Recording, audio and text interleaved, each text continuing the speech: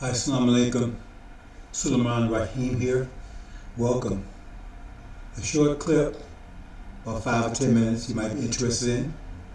So, not going to characterize it. You can view it and make your own, come to your own conclusions. Okay, here we go.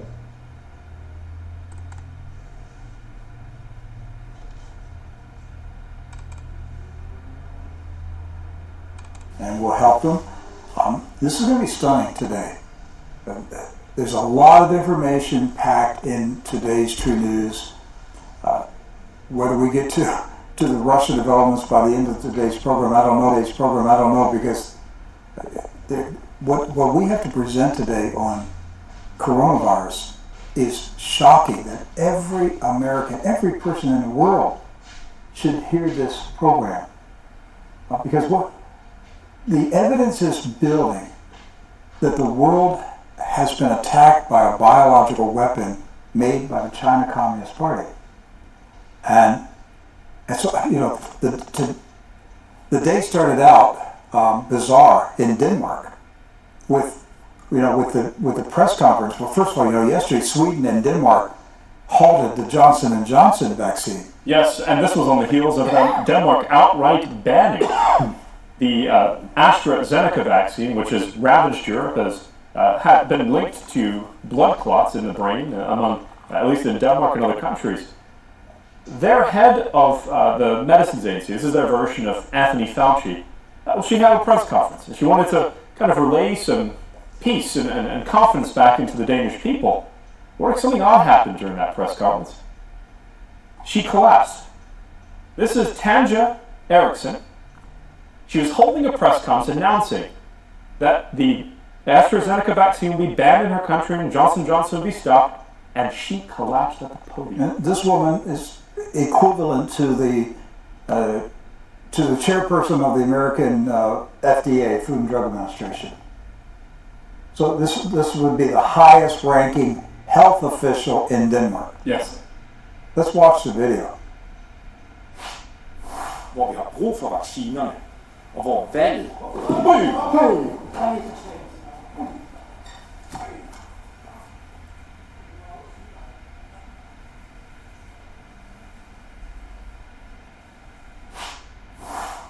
Shocking. Now, she was talking about the vaccines and everything at this time, right? That was what the press conference was all about? Yes, no, I'm not just talking about it. She's announcing that even though they have to stop the AstraZeneca shot and they're pausing the Johnson & Johnson, everything's okay. Everything's fine. She was going to do basically what every health official in the United States or around the world has done after there's been an announcement about an issue or side effect with the vaccine. She was reassuring the public. But she didn't reassure anyone. She collapsed at the podium. She just shocked the world. Watching this again here, when Rick showed this to me first thing this morning, I was just like, you gotta be kidding me. We thought it might be fake. Yeah. Initially, there's no way this is real. Absolutely real. This is a press conference yesterday. A couple of our staff have family members who are nurses and doctors, and they pointed out that she looked like she might have had a seizure. Her hand seized up around what appeared to be a glass in her right hand. You see it on the ground now. And then what they did is they rolled her on her side. Now, one reason they may have done this is to stop her from choking on her tongue, which is something that happens when you're having a seizure. But officially what they told us, Rick, is that she apparently had a malaise. A malaise? A malaise. Now, I have to look up what I mean by this. It means that you're feeling a sudden burst of discomfort, and you feel ill, and you might have to withdraw yourself.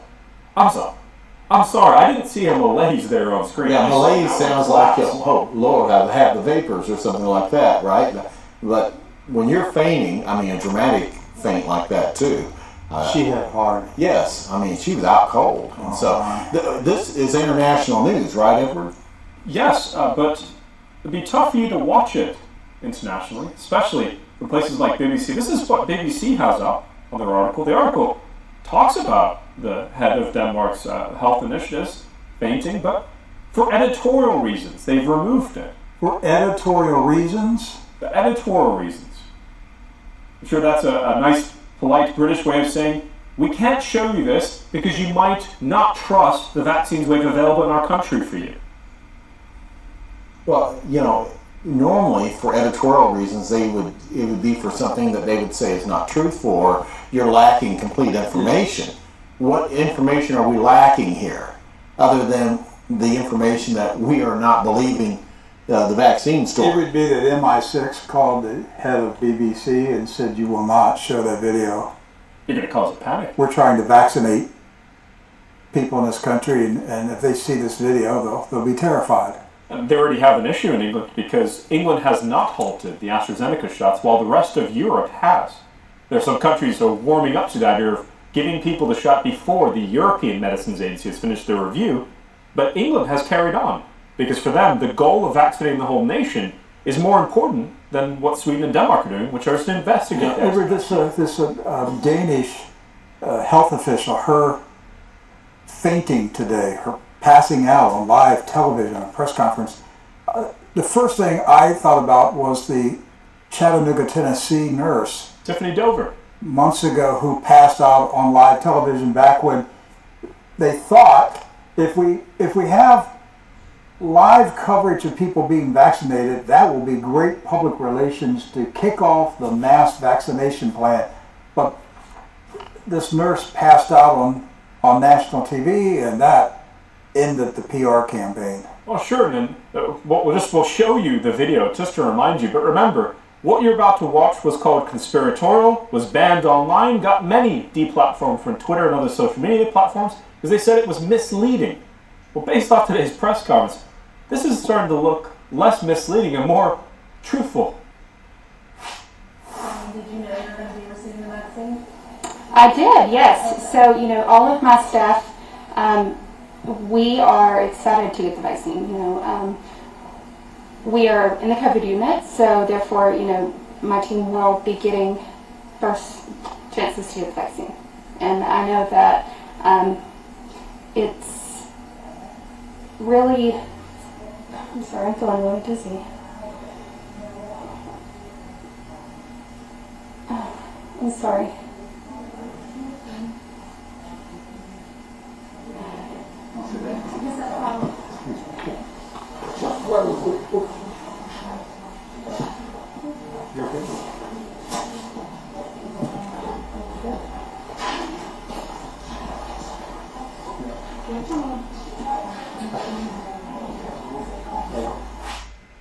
Well, at least she went down much easier than the unfortunate woman in Denmark. Yes.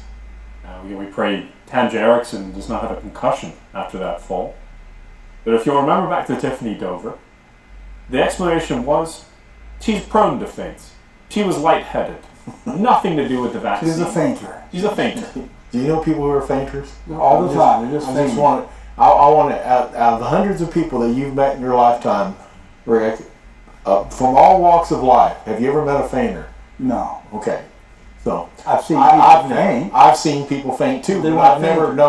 known, Aunt Edna, she's a fainter. I mean, I've never had that description of anyone that I've known people all over the world. It's just another excuse that they're rolling out here. But that's not the only evidence that we have. That The media accuses us of misleading, but the people who are misleading is the media that denies what our eyes can see. Right. Don't believe your lying eyes. That's right. We're seeing it. We're watching it. We don't care what the news media says. Don't care what Anthony Fauci says. Don't care what label they put on me. My eyes can see. I saw the woman fall. She's holding a press conference. Yes, but the Danish woman was the highest ranking official in Denmark. She's the point person for vaccines in that country. She is the Anthony Fauci of Denmark, and she was holding a press conference about the vaccine and fell on the floor like a sack of potatoes. She's a fainter. Yeah, she's a fainter. She's a Danish fainter. She shouldn't be in the health position if she's a fainter. I mean, if you're prone to that, Does she have a driver's license? oh, that's a great question. I mean, if she's a fainter, she I shouldn't be want allowed to to drive. That's right. So, but that's that's not the only evidence that we have here. We've got some other cases that we're going to be showing you here. This is a trend. These aren't isolated cases that we're talking about here. Well, regard to Tanja Eriksson, the Danish Medicines Agency was very quick to put out a public statement to reassure. They said that she is conscious again and is okay under the circumstances, but for safety's sake, she would take a trip by ambulance to the emergency room to be checked. Conscious again would indicate that she was fully out. And I noticed her title there, the head of pharmacovigilance. I've never heard that. Yes, I looked this up today. In Europe, they use this term for some of the senior health officials because they're in charge of the health response using drugs. So if you have a question as a politician in government in Denmark about what drug we should use to fight a disease that's ravaging the country, you would go to the pharmacovigilance head. But they said, she's fine, she's okay, but we rushed her to the hospital. To the emergency room, just in case, in an ambulance. Well, there certainly seems to be some people questioning this who haven't lost their mind. One man, Dr. Scott McLachlan, reached out to this man for an interview. He is serving as a research assistant, a postdoctoral at the University of London. Now, why this is important is he's been doing a specific research project into VAERS. Now, VAERS is the Vaccine Awareness Emergency Research Database. This is something that whenever there's a side effect, anything that's gone wrong with a vaccine in the United States, the data is collected by this HHS sub-agency. Now, what Dr. Scott McCallum said is that he was commenting on the fainting of Denmark's head of medicine and medicines agency. He said the medical term for this is signcope, to faint or pass out. In the VAERS dataset, 1 in every 17 vaccine reactions starts with fainting, and 1 in every 13 dead people fainted or collapsed just prior to their death. It is one of the most common and consistent symptoms. You don't want to be a fainter. No. If you're a fainter, then maybe the vaccine just isn't right for you. Or maybe it's not right for anybody. How about that? Now, we've talked about the head of pharmacovigilance there in Denmark. We've talked about Tiffany Dover. Are there other examples of this trend going on around town? When I started searching it, and Edward came into my office and said, look, this is happening in other places. And I did a quick search online of just vaccine fainting and was just stunned by how many news articles I quickly found all over the United States of people who passed out shortly after being vaccinated. So, some examples of this, what are we talking about? Well, one place is Atlanta. A young woman by the name of Sarah Moore. We have a news report on CBS 46. She didn't just pass out once, passed out multiple times, and she's one of 8. This is the only one they've spoken to so far. She's a serial fainter. Right? Yeah, right. She's not just a fainter. She does it all the time. They think we're dumb. Right. I'm not making fun of this woman's. I'm very concerned about this, but the medical establishment and the politicians and the media think that the people are stupid. Right. And we're not stupid. We see what's going on, and we're not going to be convinced by your lies and your propaganda. They're trying to gaslight us, right? Yes, they're gaslighting, but they're lying to us. They're telling us what you're seeing and reading and hearing about isn't real. We're the experts. We'll tell you if it's real. Don't worry about the fainting. They're just fainters. Well, this woman in Georgia is speaking up and is questioning her adverse reaction to the Johnson & Johnson vaccine.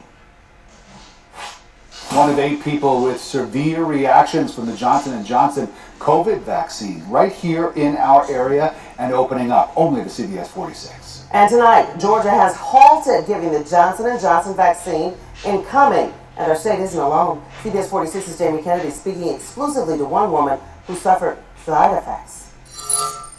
My limbs started going numb. My face went numb. Sarah Moore says she's still processing the last few days being bedridden after having a frightening reaction to the Johnson & Johnson vaccine. It's scary because, passing out once is not my concern. It's, passing out multiple times and then having 103.5 degree fever for the remaining, like 2 days after that. She is one of 8 people who had an adverse reaction on the same day at the same DPH site at the Cumming Fairgrounds. Within 2 to 3 minutes, I knew that I was going to pass out. My vision was going out, my hearing was going out. The DPH paused Johnson & Johnson vaccines at the Cumming site. DPH Commissioner Dr. Kathleen Toomey says they are looking at what may have caused the reactions, including the conditions at the fairgrounds, such as heat and the ability to keep the site cool. Heat, Sarah says, has nothing to do with it. It was not hot out. It was not even 70 degrees, I don't think. I was in a hoodie and jeans and felt very comfortable, not hot. Sarah says after initially passing out, she awoke lying across 3 chairs and saw another extremely ill. There was a girl about 15 feet away from me, and she was getting transported out on the stretcher.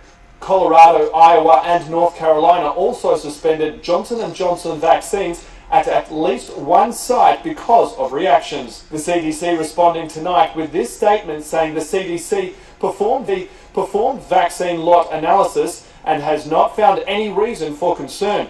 Right now, they are not recommending health departments stop administering any lots of the COVID-19 vaccine. Now, Sarah tells me she passed out a total of 3 times during her ordeal and that she doesn't have any previous or underlying health conditions. She said if she had her time over, she would consider another vaccine or waiting for more research to come out. 3 times. Obviously, the TV 46 news report was produced last week or earlier because the CDC said they're not recommending that states halt the use of Johnson & Johnson vaccine. Right. But what did they do this week? They halted it. So they were lying last week. Well, it's the same with the mask, isn't it? You shouldn't wear it back in January through mid of 2020, but now you must wear it, not just 1, but 10. So they knew people were passing out. They knew that there was extreme adverse reactions, but internally inside the CDC, they were debating how long do we let this go before we Say something. say something. When it becomes obvious. And what But in about the the meantime, we'll just continue to tell the people It's safe. It's safe. And then suddenly it's not safe. Yes. But last week, Yeah, I'm a it's safe. conspiracy theorist for saying that it's not safe. But this week, I'm still a conspiracy theorist. because you said it wasn't. Because I said before they did. You're a concerned citizen, a journalist, and rightfully so, because we don't even know about the person that came out on the stretcher. Did you hear that in there? That wasn't just that fainter. Mm-hmm. Someone came out worse than that person. They were on a stretcher. Can we have a discussion about why healthy people are going into these buildings for vaccines and coming out on a stretcher? Well, now there are people starting to connect the dots. That's what we do really well here on True News, is connect dots. But there are other people that have some dot connections. Up in North Carolina, University of North Carolina, Dr. David Wohl, he is responding to questions. What's causing people, Rick?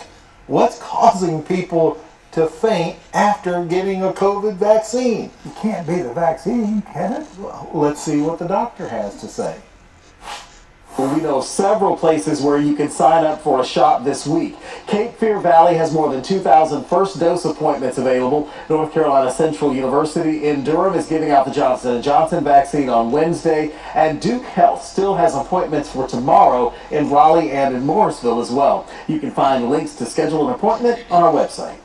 Some vaccine providers are changing the way they give shots. This comes after UNC and Wake County temporarily paused distributing Johnson & Johnson vaccines last week when several people experienced adverse reactions. Many of those people fainted or felt faint. But what causes people to faint when getting a shot? CBS 17's Maggie Newland is getting answers and joins us live tonight. Maggie, what have you found out? Well, Angela, I think we all know someone who feels a little lightheaded even at the sight of a needle. So doctors say it's not surprising that some people are fainting after getting their COVID shot, but they are also working to prevent that. It can happen as soon as the needle goes in. I saw people literally just fall out from their chair. Dr. David Wohl says fainting after a shot isn't unusual. We see this with the flu shot. We see this with all different types of vaccines. Fainting is a physical reaction to anxiety, pain, or emotional stress. It can happen with various medical procedures, usually involving needles. Your heart rate, instead of speeding up as your blood pressure drops, slows down. Every day, there's people who faint when giving blood, faint when they're getting their blood drawn for a blood test. That just is very, very human. Anxiety plays a role. I can't tell you 100%, that's all of it, but the majority of what we've seen here is really related to just real understandable anxiety. He says one of the reasons we likely saw fainting with the Johnson & Johnson shot recently is that it appeals to younger people and those with anxiety about needles. Young people are more prone to fainting, and seeing others get shots or having a reaction can raise anxiety. The power of suggestion could be pretty significant, but at a mass event in an arena or something like that where you're seeing lots of people getting injected, you're waiting online, you're standing there, that's a setup. At UNC, people prone to fainting can now get their shots in a special area in a reclining chair. That has really helped tremendously. And if you're concerned, hydrate. Make sure you have enough, volume of blood, which is made up mostly of water. So you want to drink, eat, feel comfortable. And Dr. Wohl says if you do have a history of fainting, you definitely want to tell your vaccine provider. They can probably do some things to help make you feel comfortable and probably prevent you from passing out. All right, so holding you down? I like the one where they said, we provide you a recliner to get the injection out so that when you faint, you can go right to lay back and relax. He didn't faint, he's taking a nap. So if I understood the doctor correctly, there is mass insanity or anxiety among the youth. Right. And because the youth, the people my age, are more scared, I guess, than the older generation, we're just getting freaked out by needles. That's It's it. an epidemic of fear of needles. And Rick, does it concern you a little bit that they have these drive-up injections now, knowing that people are fainting? Fainting, yeah. I mean, they're driving up, Did they go park they're getting injections. Well, if the doctor is right, he should tell the police, hey, officer, you got to watch these people because they're fainters. But Rick, it's a VUI. And you've experienced this yourself. Have you noticed an increase in car accidents? Oh, yes. Oh, hadn't even thought about that. There is a legitimate number out there that shows that there's been an increase in car accidents since the pandemic has started. It's interesting because my daily driving on I-95. That already gets your heart rate up. That's a dangerous highway. Yes, but I am seeing to me, it just seems like a growing number of serious accidents on I-95. Saw one last night. Helicopter medevac there. It was a terrible situation. It's almost a weekly occurrence now. Oh no, it's. I'm seeing 2 to 3 serious accidents per week. Really? Driving on I-95. And I don't know if that's regular activity out there. First of all, people shouldn't be driving with masks on because you're not being fully alert by breathing in enough oxygen. And now you start throwing in, hey, there's fainters out there, and and that this is a common thing, and 1 out of 17 people are prone to fainting, right? And we're seeing these reports all over the country. Nothing to be concerned about. Yeah. So it's happening on the West Coast also, in Oregon. And they're getting proactive. They're saying we recognize there's a trend, but there's nothing to worry about. Actually, to fix the trend, you should go out and get your vaccine. I'm not kidding. That's exactly the way reporters are treating it. When are they going to blame anti-vaxxers for instilling fear in vaxxers? I think it's begun. You heard Dr. Wohl. He said that you don't know what you read, you get a little fear going, and then everyone around you is afraid. He's talking. Okay, brothers and sisters. Make of what you will. Just pass it on. Assalamu alaikum.